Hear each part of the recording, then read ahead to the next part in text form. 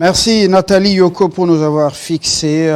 Nous avons là le sature de l'actualité ce lundi matin sur Télé 50.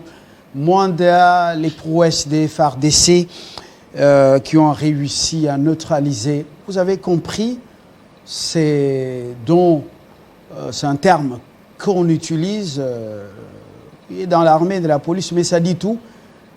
11 Rwandais au visage congolais, c'est connu, les M23, c'est le Rwanda qui nous déstabilise, c'est connu de tous. Il ne faut plus qu'on se voit la face.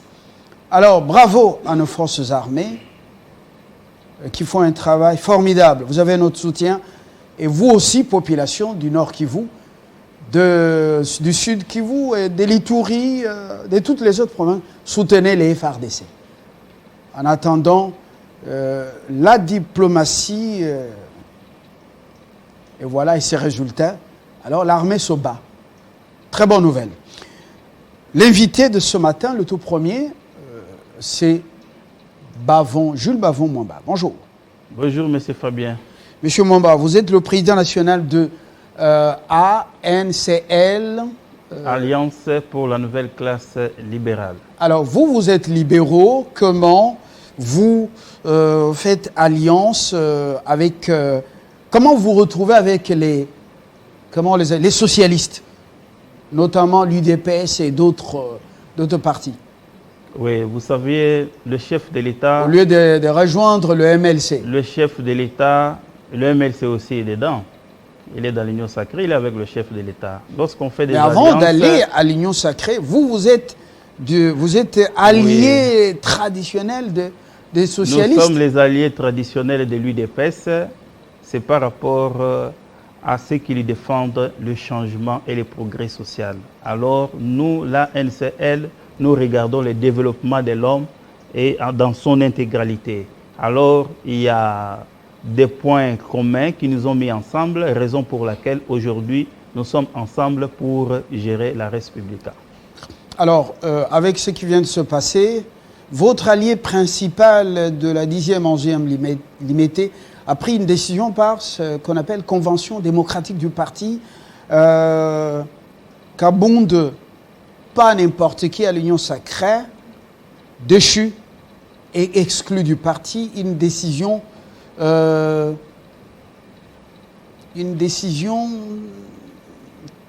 même trop forte. Est-ce que c'est proportionnel à l'acte posé? Il n'y a pas eu là une sorte de régler les comptes au maître nageur? Je suis le président national de l'ANCL, Alliance pour la nouvelle classe libérale. Et cette question que vous me posez concerne une autre structure, une autre formation politique. Alors, mais le voisin, et surtout l'allié, a perdu le sommeil, il est secoué par une crise. Ah oui, il est difficile à ce stade d'apporter un jugement de valeur parce que nous ne maîtrisons pas tous les dessous qui ont motivé toutes ces décisions-là. Il y a toute une série de décisions que nous ne maîtrisions pas. On n'a pas dit à l'opinion, effectivement, les vraies raisons qui ont conduit à cette décision. Donc, l'homme aurait franchi la ligne rouge. Justement. Est-ce qu'il y a d'autres choses qui se cachent derrière ça? Vous venez à me rejoindre à ce que je disais qu'il est difficile... Non, moi je pose des questions. Oui, il est difficile d'apporter un jugement de valeur sur les décisions de la gestion interne au sein de l'UDPS. Il est difficile.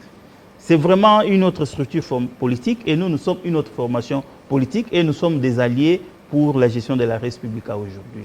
Donc, ce qui est vrai est que l'homme, vous pouvez avoir de la valeur, vous pouvez avoir de la considération, mais nul n'est indispensable. C'est ce que je peux ajouter. Bon, voilà. Et le maître nageur a aidé beaucoup à traverser le fleuve. Et depuis la prise de cette décision, certains qui étaient très proches de lui et qui savent le rôle qu'il a joué dans la composition de cette majorité dénommée Union sacrée, ils sont un peu tristes. Et est-ce que nous allons vers une réconfiguration de l'Union sacrée? Oui, ils peuvent être tristes. Vous saviez, les avis sont partagés par rapport à la majorité de l'Union sacrée. Moi, je partageais le point de vue de la dissolution du Parlement par le chef de l'État. Alors, nous sommes tombés à une nouvelle requalification de la nouvelle majorité parlementaire, dont Jean-Marc Kabound, le président AI de l'UDPS, a joué un rôle prépondérant. Il n'était pas seul. Il était avec le feu Patrice Kitengeyes, d'heureuse mémoire. Et il y avait beaucoup d'autres acteurs qui ont secondé, qui ont concouru à la création de l'Union sacrée. Ils sont nombreux, on ne peut pas citer leurs noms ici. Ils sont nombreux et ils se reconnaissent dans l'architecture de l'Union sacrée. Bon, vous saviez, ici, l'acteur principal, c'est le chef de l'État. La majorité, c'est pour soutenir la gestion de la Respublica du chef de l'État. Ce n'est pas pour soutenir la gestion de l'UDPS, c'est pour soutenir la gestion du chef de l'État par rapport à ses charges nationales de la République. Donc ici, je ne sens pas cette majorité-là bouger. On n'est pas là pour faire l'apologie de culte des personnalités. Ce sont des hommes d'État, ce sont des élus du peuple. Alors je ne les vois pas se perturber par rapport aux sanctions que notre collègue, que notre camarade Jean-Marc a copié au sein de son parti. Donc je ne vois pas cette majorité-là bouger, cette majorité-là se fissurer à ce jour ici. Donc la situation va demeurer intacte. Je vous rassure que les choses vont aller correctement. Il n'y aura pas une nouvelle requalification, il n'y aura pas de fissures, il n'y aura pas de dissolution ou quoi. Non, tout va mieux. Alors, quel sera le nouveau porte-étendard du parti allié au vôtre? Les porte-étendards, la déchéance au sein du parti, l'exclusion entraîne ipso facto la démission de la première vice-présidence de l'Assemblée nationale parce que c'est au nom du parti. Alors, qui va être le porte-étendard du parti au sein de cette majorité? Le président est au-dessus de, comment on appelle, de la pyramide. Kabouya, bon. Est-ce qu'il incarne ce leadership? Wakanda ou bien Chabani, qui va porter justement le flambeau? À mon sens, c'est une gestion collégiale. Et ils ont placé à la tête de cette gestion Augustin Kabouya, que je présente mes félicitations par rapport à ses nouvelles fonctions investies depuis le samedi passé. Donc c'est une gestion collégiale. Et vous saviez, la gestion où on place, on s'attend toujours à des hommes forts. C'est pourquoi aujourd'hui il y a une dégradation des mœurs, même au sein de la classe politique. Parce qu'on veut toujours avoir des hommes forts qui veulent prendre le devant, qui décident seuls, selon ses humeurs, selon sa montre. Non. Ici, nous sentons maintenant que ça sera une gestion consultée, une gestion concertée, une gestion collégiale, et nous admirons, nous soutenons cette genre de gestion. Donc, l'UDPS aujourd'hui, pour moi, est sur encore une bonne direction. Alors, vous avez cité le patriarche, feu patriarche Kitengeyes et tant d'autres qui ne sont plus de ce monde. Jean-Marc Kabound part, mais le président doit avoir les lieutenants dans son état-major, même s'il a en face d'autres partenaires comme Christophe Bosso, Modeste Bati et plusieurs autres partis, justement. Oui. Alors, même s'il a Bemba Jean-Pierre, M. Katumbi, bon, il n'y a pas encore assez d'assurance pour la continuité. Vous sentez que ça zigzague un peu. Est-ce que ceux qui voulaient isoler le président n'ont-ils pas réussi à le faire? L'isoler de ces lieutenants les plus incontournables, vous connaissez leur intransigeance face au pouvoir de l'ancien régime de Joseph Kabila. La diaspora semble l'emporter sur ceux qui ont mouillé les maillots au pays. Allons-nous vers la disparition de votre allié principal au profit d'une union sacrée sans base solide? Oui. Vous saviez, c'est une question très complexe à répondre directement avec des éléments parce que nous sommes là en train de projeter l'avenir de la gestion du chef de l'État. Le chef de l'État a ses alliés traditionnels, les forces politiques et sociales alliées à l'UDPS. Nous sommes un regroupement qui regorge à son sein. Aujourd'hui, c'est à peu près 100 partis politiques et les associations, plus de personnalités politiques. Nous sommes une grande structure politique, une grande machine politique. Alors, c'est une pépinière dans laquelle nous recommandons au chef de l'État, et il sait mieux qu'il peut encore exploiter cette pépinière-là. Alors, ceux-là qui veulent l'isoler, cette politique-là ne fonctionnerait pas. Parce que nous sommes en train de vivre, d'assister à certaines personnalités que l'autorité morale, Joseph Kabila, autrefois avait dit qu'il n'a pas réussi à transformer. Et aujourd'hui, ils sont en train de chercher à éviter une panne sèche de liquidités. Alors pour eux, ils doivent chercher une blanchisserie et ils doivent chercher à s'accrocher au pouvoir. Ils doivent chercher comment se représenter en 2023 dans une nouvelle posture. Alors, nous sommes en train d'exhorter au chef de l'État qu'il a sa famille politique, il a une ressource indéniable, une ressource très forte et très installée qui est les forces politiques et alliées à l'UDPS. Et même au sein de l'UDPS, l'UDPS reste encore une grande machine politique et le chef de l'État ne peut pas, se déséquilibrer. Comme je vous disais tout à l'heure là, que nul n'est indispensable, personne n'est indispensable, quelles que soient les considérations, les valeurs que nous pouvons incarner, mais personne n'est indispensable et le chef de l'État va rester fort, va rester debout et il va rester tête haute. Vous connaissez le sort de l'Union sacrée de l'opposition sous feu maréchal Mobutu. Je referme la parenthèse. Je pense que ça ne sera pas une copie collée pour cette union sacrée de la nation. Mais lorsque on revisite l'histoire, on se rend compte que les alliances se font et se défendent. Et pour non seulement cette union sacrée, le parti du président lui-même, c'est un parti qui renferme aujourd'hui, vous avez vu, beaucoup de frustrés. Lorsque vous voyez le train de vie de ceux qui ont piloté le parti depuis la victoire à la présidentielle, vous voyez que c'est un train de vie qui inquiète quand même. On brandit des constructions d'un luxe déconcertant.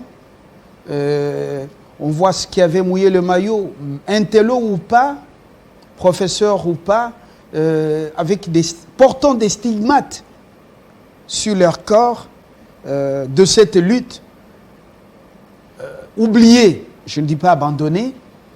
Est-ce que c'est un parti qui va réussir avant le Congrès à colmater les brèches? Comment faire pour que les autres se retrouvent? Parce que nous sommes en Afrique quand même. Lorsque le parti accède aux affaires de l'État, les gens doivent se retrouver. Oui, merci. Cette question-là me renvoie un peu au début de la prise du pouvoir du chef de l'État. Il a pris le pouvoir dans des conditions très compliquées où il n'avait pas la majorité parlementaire. Et il a géré 2 ans avec une coalition FCC Cash qui ne lui a pas rendu la tâche facile afin d'imprimer sa propre vision politique. Le temps de chercher à se désolidariser du FCC, et jusqu'à ce jour, ils sont encore là. Vous saviez que jusqu'à ce jour, moi j'ai dit que le chef de l'État n'a pas encore débuté le travail qu'il avait défendu par rapport à son projet de société lors de la campagne électorale. Donc il est en train de chercher maintenant à décoller. Créer des emplois, nous sommes en train de traverser une situation de la pandémie de la Covid qui est très complexe mondialement. L'économie mondiale est en berne.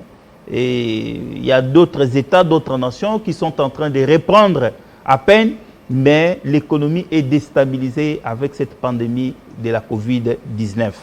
Alors, ça n'a pas vraiment permis aux investisseurs, tant entendus, de venir nous créer des emplois comme nous l'attendions. Mais je peux vous dire à ce jour que beaucoup ont déjà quand même trouvé des emplois dans les entreprises existantes où l'IGF nous a quand même rendu un bon service pour le redressement, surtout du côté finance de toutes ces entreprises-là qui ne payaient presque plus, qui avaient beaucoup d'impayements. Et à ce jour, on ne parle plus des impayements, il y a des paiements réguliers. Et je vous dis que beaucoup de combattants, beaucoup de militants sont quand même gazés quelque part, par-ci, par-là.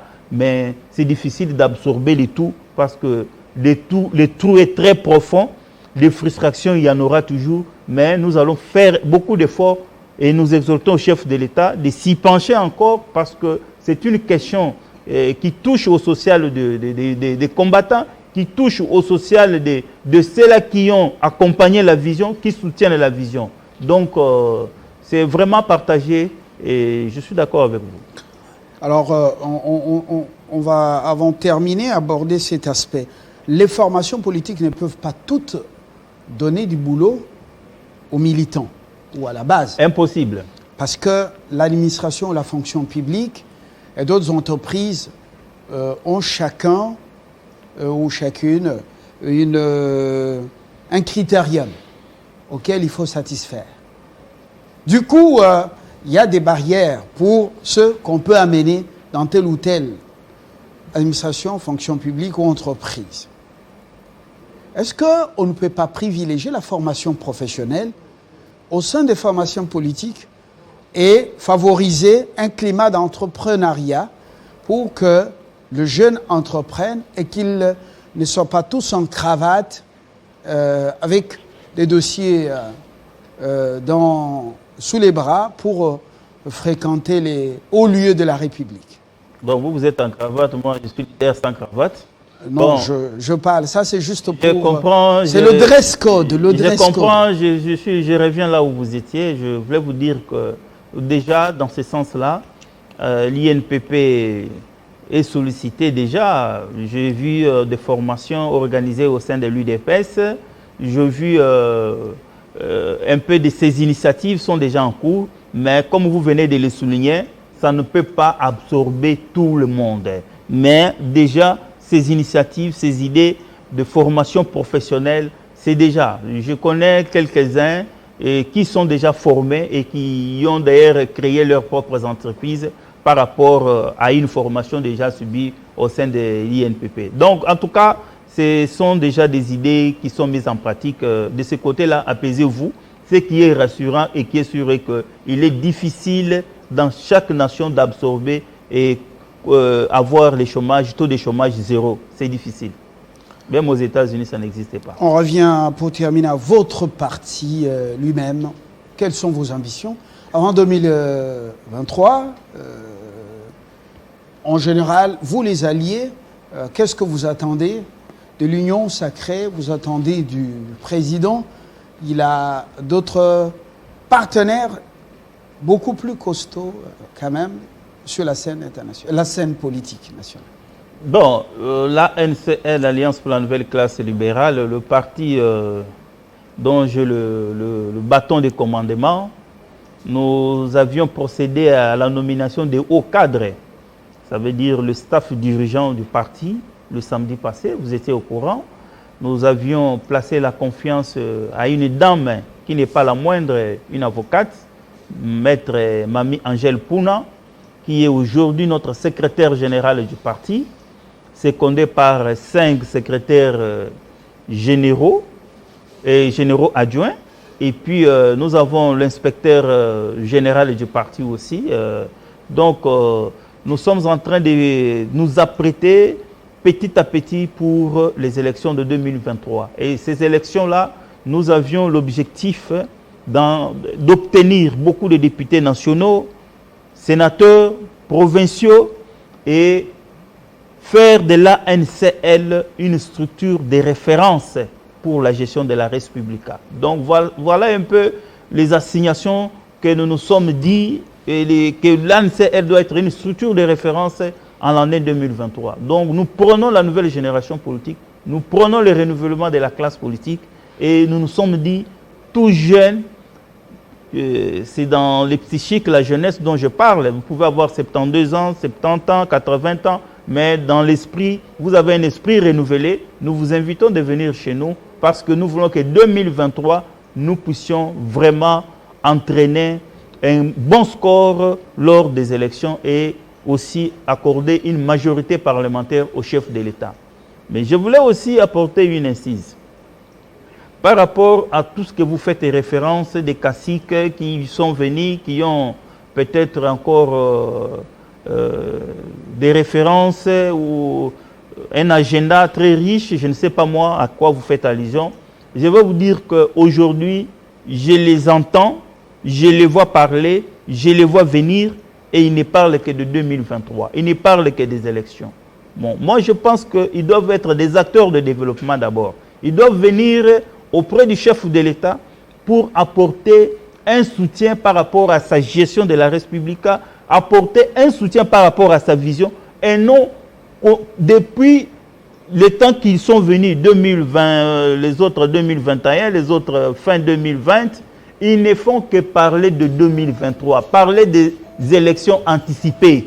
Ils doivent arrêter l'anticipation des élections parce que nulle part, aucune nation dans le monde s'est développée à cause des élections. C'est à cause de la vision et à cause de l'offre politique que l'on présente.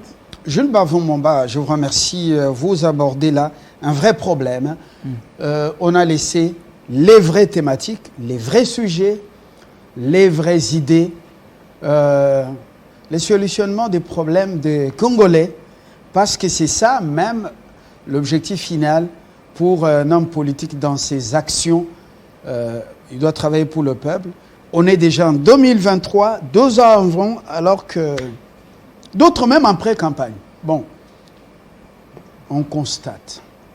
Heureusement que vous l'avez aussi constaté. Très bonne journée. Je rappelle que vous êtes le président national de la NCL, Alliance pour la nouvelle classe libérale. Bon, les libéraux chez les socialistes, vous comprenez, Alliance pour les intérêts de la République. Voilà. On dit que le Congo est au centre de tout. Nous allons terminer avec ces autres invités. Ils sont jeunes, apparemment fougueux et pleins d'énergie, mais au lieu d'entreprendre, pourquoi ils se mettent à conscientiser le jeune? Pourquoi ils apportent un autre discours? Nous allons les écouter.